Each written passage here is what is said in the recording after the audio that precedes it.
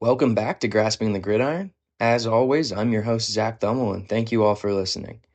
We took a little break there as life got busy, but now we're back with draft content, and today we'll be looking at rookies to look out for in fantasy football in 2026. All right, so we'll start with our number 10 prospect and work our way to our first overall prospect. So, number 10 is Elijah Surratt, wide receiver from Indiana. This is a dude that's really just a jump ball and contested catch threat who has some good route running ability, but is pretty much open wherever he is on the field, and was like that last season for Fernando Mendoza in Indiana. He was a very reliable target, good slant runner, and just a guy that reminds me of a prototypical X receiver in so many ways, but someone that has some versatility, and he's just a quarterback's best friend in that regard, being able to go up there and catch those balls. So, at number 10, I've got Elijah Surratt. Coming in at 9, we've got KC Concepcion, another wide receiver from Texas A&M. And KC Concepcion was really fun to watch Marcel Reed throw the ball to last year. He's a guy that has a lot of just overall potential and someone that could be used in a variety of different roles. He could, sneak in there at the X position, play the outside receiver. He's a guy that can play the Z and can play some slot and play just an overall, gadget type role. And so, he ran really fast and on tape, and is someone that ran in the 4.4s at the combine. And so I really like just the overall upside that Concepcion brings. So number 9, KC Concepcion, Texas A&M. Number 8, I've got Denzel Boston, another wide receiver here from the University of Washington. And Denzel Boston, another big body receiver like Surratt, but quite a bit bigger in terms of how scouts look at it.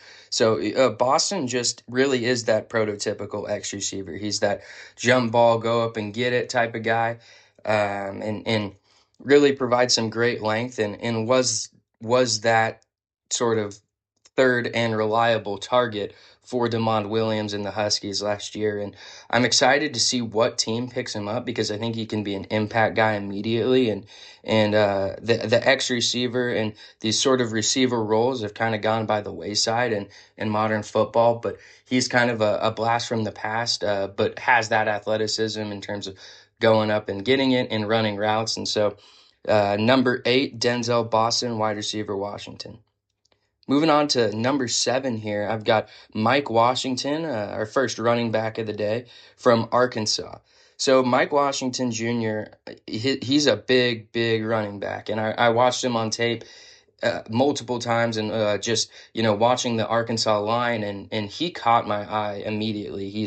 For his size, he's got incredible explosivity, really, really, really explosive, and I really think he has the tools that project well at the next level, and could be, depending on who his offensive line is and what scheme they run, I think he can be a very versatile back in the NFL. And I I think that when you look at the modern skill set of backs today, you have to be able to do a variety of things, or you have to be a master of something.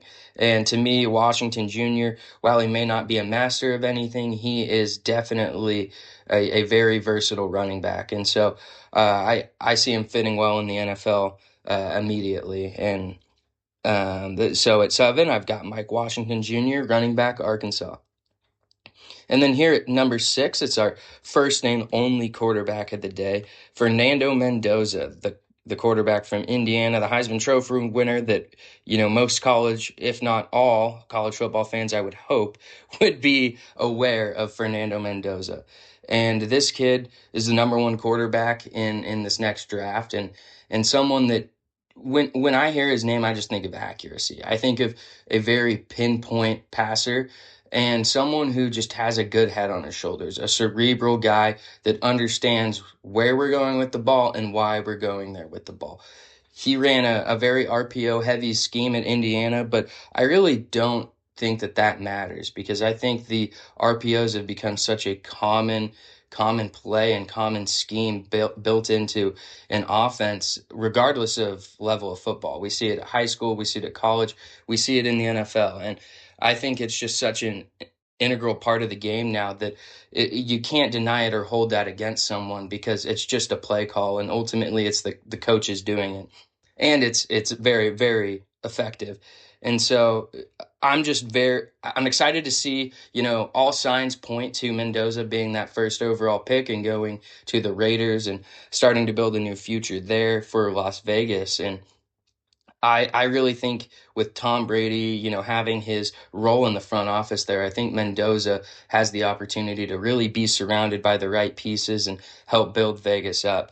So at number 6, I've got Fernando Mendoza, quarterback, Indiana. Moving on to number 5, another wide receiver, Carnell Tate from Ohio State. Carnell Tate is just another one of those in a long line of Ohio State receivers that have just dominated in the NFL and college football recently and over the years. And I think Carnell Tate's just another extension of that. And, you watch him on film and he had to really work for his time at Ohio State just over the years, competing with Jeremiah Smith, who may be one of the best receivers when it's all said and done in terms of just overall skill set and career. I think he has that potential. But anyway, Tate had to compete with that at Ohio State, and I think that in and of itself is just incredibly impressive and says a lot about his character. But I think, yeah, like I said, I think Tate is just another Ohio State receiver that's going to have great success. So at number 5, Carnell Tate, Ohio State. Number 4, we've got Omar Cooper Jr., wide receiver from Indiana. And Omar Cooper Jr., I'm not sure if all of you or any of you saw the catch that Omar Cooper Jr. had against Penn State to essentially seal the deal and help save Indiana's perfect season.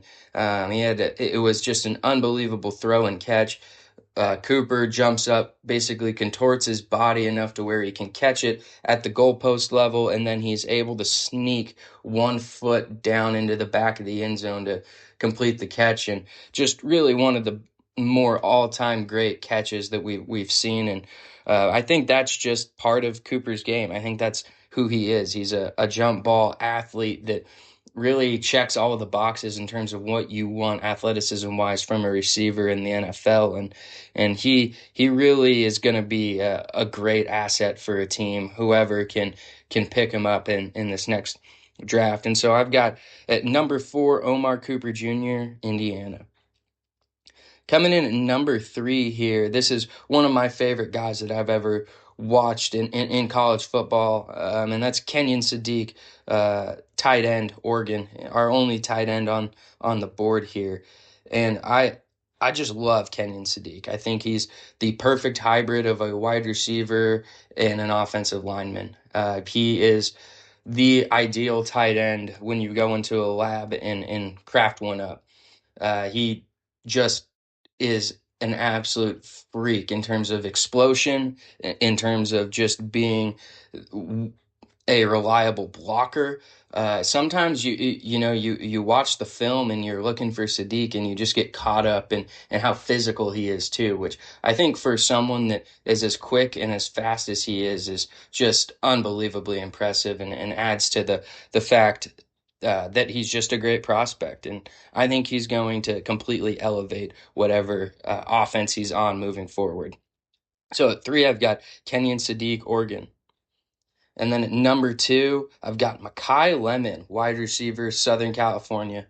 Makai Lemon, I got to see play live. I got to see Sadiq and Makai Lemon play live this year when USC traveled up to Oregon this last season. And Makai Lemon had a touchdown catch in that game and was really a bright spot in an offense for USC that, just they did well, but just, they were playing Oregon.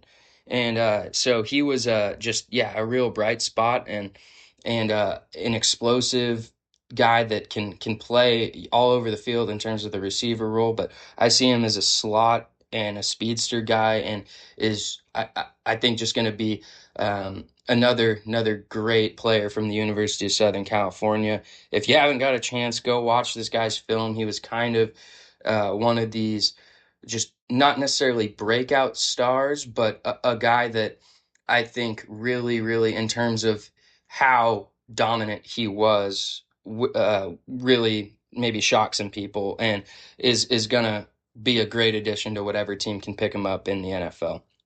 So at number two, I've got Mekhi Lemon from Southern California. And then to round out our list for the rookies to look out for in fantasy football in 2026, at number one, I've got Jeremiah Love, running back from Notre Dame. And if you haven't seen Jeremiah Love, I just look up his run versus Penn State in the college football playoff. Don't even have to look up a year, just look up Jeremiah Love run Penn State. And I think you'll see a single play that embodies the future of this young man. I really think he is the perfect balance of speed and power. He's tough, very gritty. You're the ideal running back. He is not afraid to, put his shoulder down, lower it, and try and drive his quads through you. But then he'll also run around you and go over you. He really is one of the best running back prospects we've seen in a long time.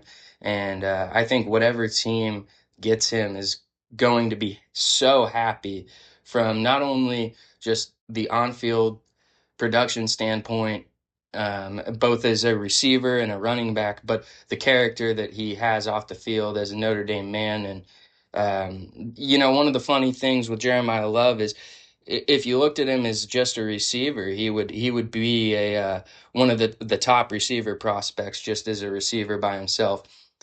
He's just, you wouldn't be able to tell the difference between him and a wide receiver. He just is very fluid, and he's going to make whoever he ends up with in the NFL very, very happy.